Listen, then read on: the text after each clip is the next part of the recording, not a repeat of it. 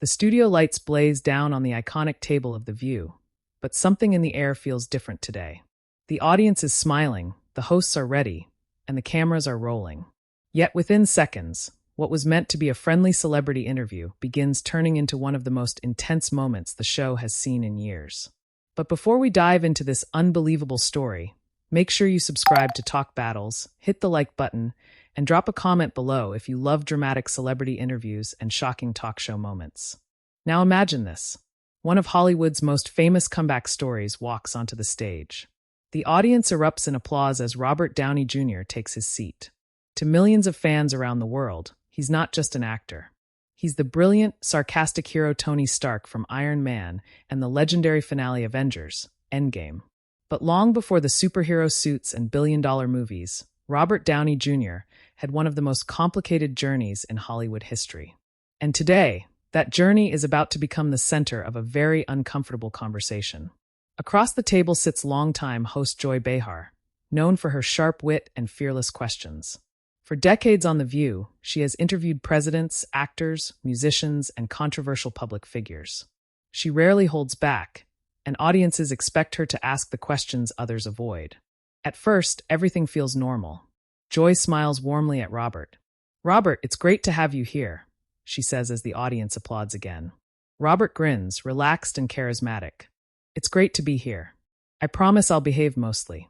The crowd laughs. For a moment, it feels like any other daytime talk show interview. Joy begins by talking about Robert's incredible career, from his early acting days to becoming one of the biggest stars in the world. "You've had an unbelievable journey," she says. "From early success to personal struggles, and then one of the greatest comebacks Hollywood has ever seen." Robert nods slightly. "It's been eventful," he replies with a small smile. The audience chuckles, but the truth behind that joke carries weight. Because Robert Downey Jr.'s story is far more complicated than most celebrity careers.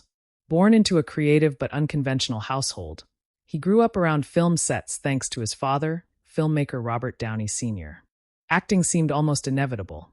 By the early 1990s, Robert had already proven his extraordinary talent. His performance as the legendary comedian Charlie Chaplin in the film Chaplin earned him an Academy Award nomination and made critics believe he was destined to become one of the greatest actors of his generation.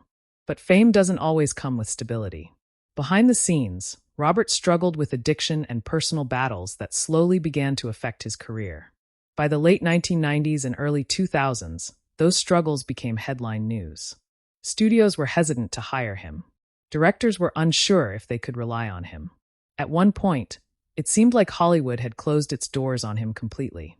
But Robert didn't disappear. Instead, he slowly rebuilt his life piece by piece. Friends, family, and eventually his wife Susan Downey became the support system that helped him find stability again. Then came the moment that would change everything. In 2008, Marvel Studios made a risky decision. They cast Robert Downey Jr. as Tony Stark in Iron Man, a role many believed could either resurrect his career or destroy the new superhero franchise before it even began. What happened next shocked Hollywood. Iron Man became a global phenomenon. Robert's performance as Tony Stark turned him into the face of a cinematic universe that would dominate the box office for more than a decade. From Iron Man to Avengers, Endgame, his character became one of the most beloved heroes in modern cinema. Back in the studio, Joy smiles as she reflects on that journey. "You went from being one of the most controversial actors in Hollywood," she says, "to becoming the heart of the biggest film franchise in the world." Robert laughs lightly. "When you say it like that, it sounds pretty dramatic." The audience laughs again. But Joy isn't finished. Her expression shifts slightly. "Some critics," she says carefully, "believe that playing Tony Stark didn't just change your career, it saved it." The audience quiets. Robert's smile fades just a little. Joy continues. "And some people say your past struggles are the reason audiences connected with that character so much." There's a brief pause. The cameras slowly zoom closer. Robert leans back in his chair, thinking. Then Joy adds one more sentence, one that changes the mood of the entire room. "But do you ever worry that Hollywood forgave you too easily?" A few people in the audience gasp softly. The question hangs in the air like a thundercloud. Robert doesn't answer immediately. Instead, he looks down for a moment, his expression thoughtful but serious. Then he slowly leans forward. The audience is completely silent now. Even the hosts sitting beside Joy look unsure about what might happen next. Robert looks directly at her.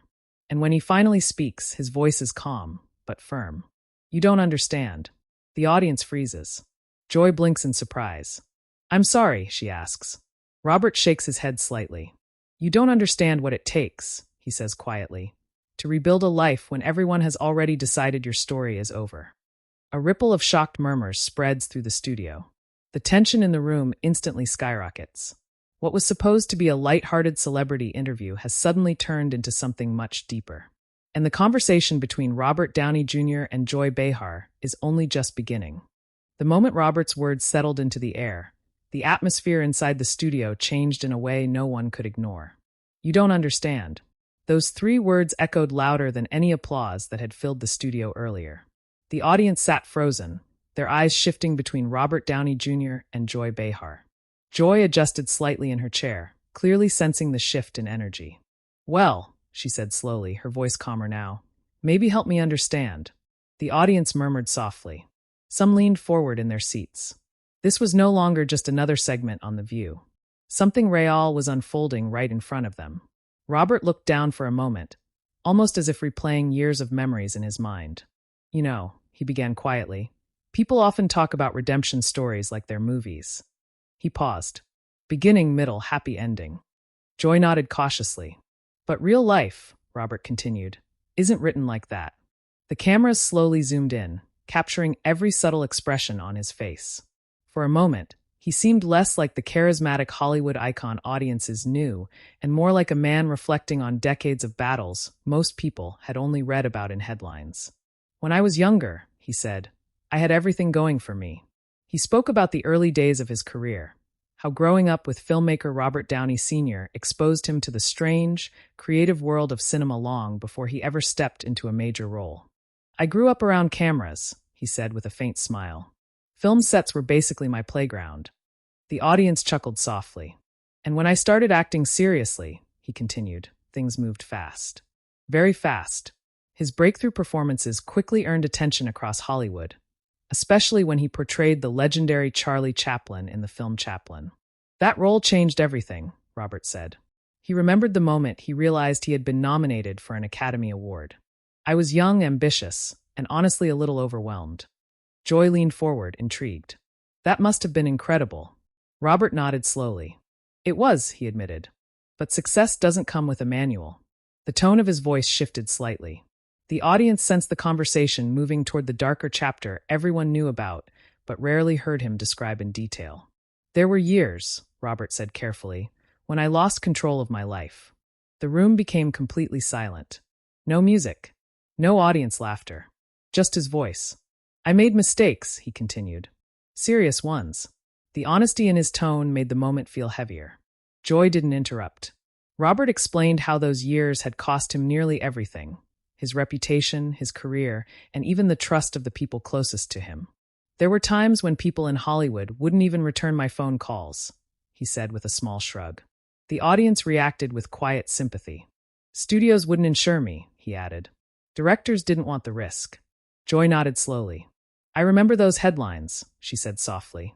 Robert looked at her. Yeah, he replied. Everyone remembers the headlines. There was no anger in his voice. But there was truth. And the entire room could feel it.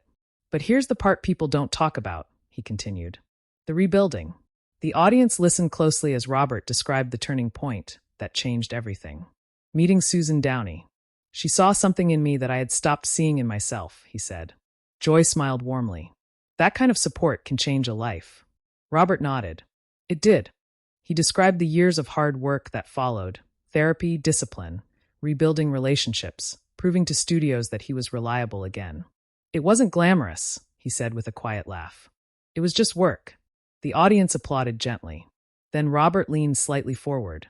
And then, he said, one of the biggest risks in Hollywood history happened. Everyone knew what he meant. In 2008, Marvel Studios made a decision that would reshape modern cinema. They cast Robert Downey Jr. as Tony Stark in Iron Man. At the time, Robert said, that wasn't the safe choice. Joy smiled. But it turned out to be the perfect one. Robert laughed. Yeah, somehow it worked out. The audience burst into applause.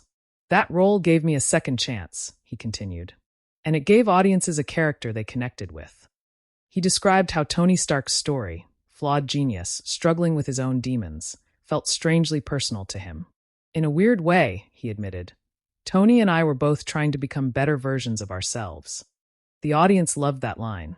But Joy wasn't finished yet. She leaned forward again, her voice thoughtful. So when critics say your career was saved by Marvel, does that bother you? Robert paused. He didn't answer immediately. Instead, he looked out toward the audience, taking in the room. Finally, he spoke. No, he said calmly. It doesn't bother me. Joy raised an eyebrow. It doesn't. Robert shook his head. Because they're partially right. The audience reacted with surprise. But the truth is, he continued, Marvel didn't save me. He tapped his chest lightly. I had to save myself first. A ripple of applause moved through the crowd. Joy smiled. That's a powerful statement. Robert nodded. But when people reduce your life story to a headline, he added quietly, that's when it feels like they don't really understand. For a moment, Joy didn't respond. Then she leaned back slightly and smiled. Well, she said, I think we're understanding a lot more now. The tension in the room softened, but the emotional weight of the conversation remained.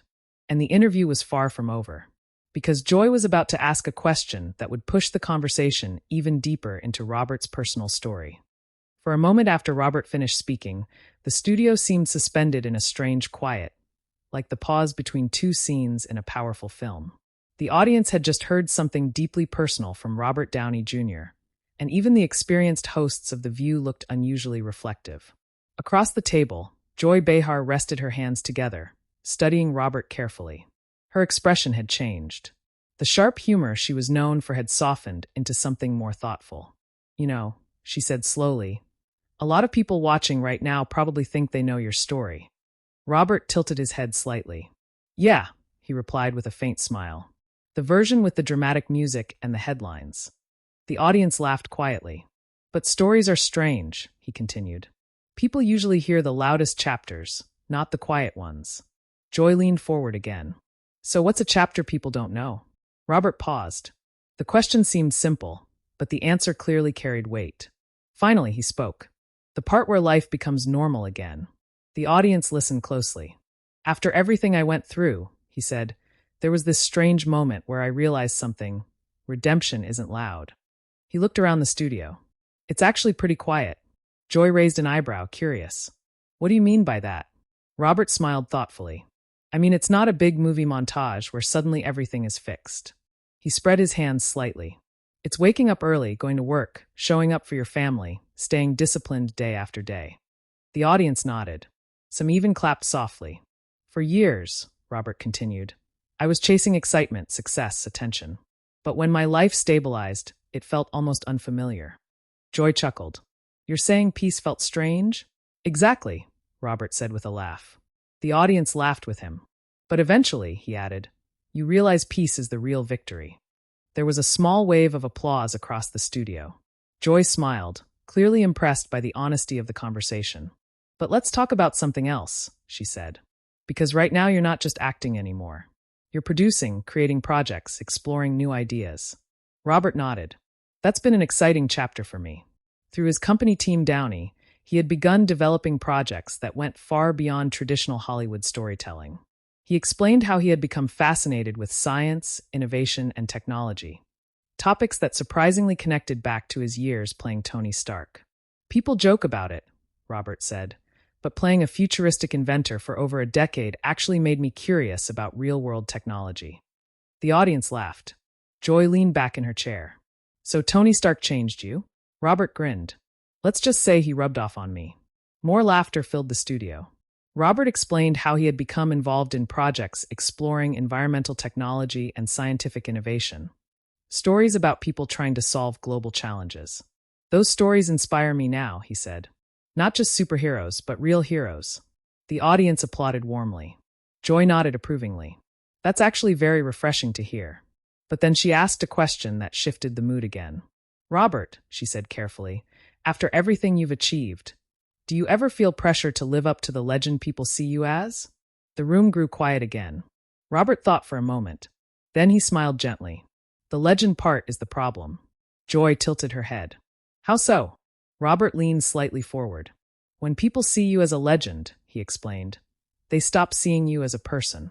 The audience murmured softly. They expect perfection, he continued.